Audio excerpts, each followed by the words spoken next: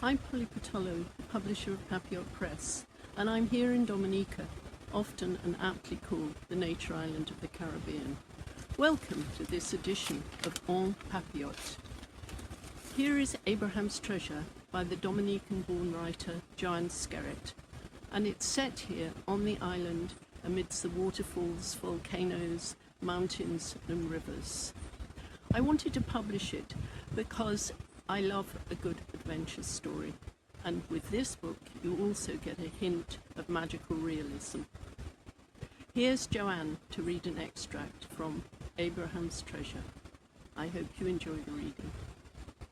Hi, my name is Joanne Skerrett, and I'm going to be reading from my novel Abraham's Treasure. It's going to be a short portion of chapter 9 that just gives you an idea of the boys' lives living in Roseau.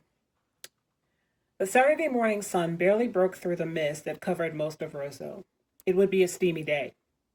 At 5, Granny woke the boys and ushered them to the backyard where the piles of fruit waited.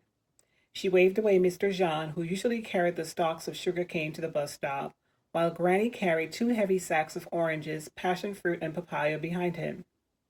Instead, James carried the heavy, prickly sugar cane that were at least a foot taller than he, and Jerome struggled with a sack of fruit. Granny did not seem to be straining at all. In fact, she was singing cheerfully.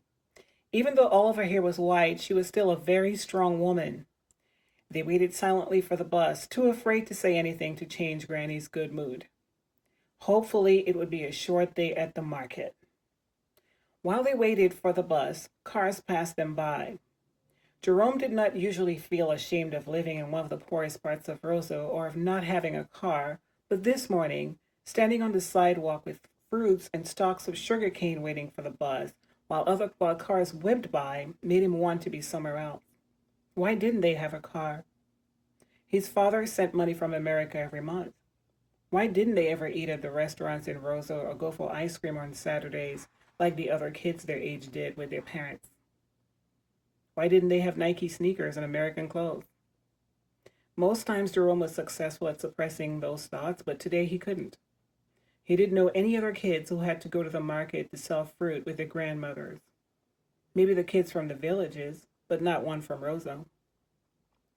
Jerome looked up the road and recognized the big white Toyota truck that belonged to Mr. Warner, Dutchie and Sticky's father. Mr. Warner was the police chief, so he was rich and powerful. He was also very nice and always offered Granny a ride whenever he saw her walking along the road. Today was no different. But today, Jerome wished Mr. Warner wasn't so nice.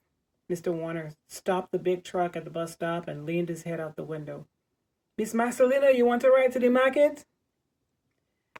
Jerome could see Dutchie and Sticky sitting in the back seats, pointing and laughing. His face and neck caught fire. He was filled with a violent hate and shame that he had never felt before. "No," he heard himself sighing. "We don't want to ride." Granny started to respond, but Jerome interrupted her. "The bus coming."